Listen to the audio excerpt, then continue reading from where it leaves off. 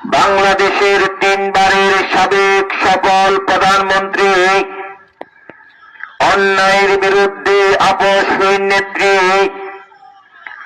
দেশনেত্রী বেগম খালেদা জিয়া আজ সকাল 6:00 সময় ঢাকায় ভার কেয়ার হাসপাতালে চিকিৎসাধীন অবস্থায় ইন্তেকাল করিয়াছে। ইন্না লিল্লাহি ওয়া ইন্না ইলাইহি রাজিউন।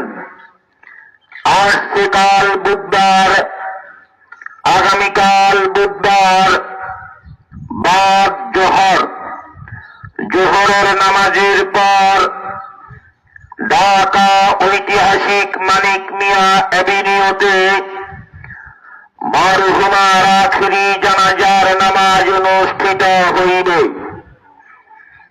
উক্ত জানাজায় আপনারা সবাই শরীক হয়ে বিদায় মরহুমার বিজয়ী আত্মার মাগফিরাত কামনা করুন।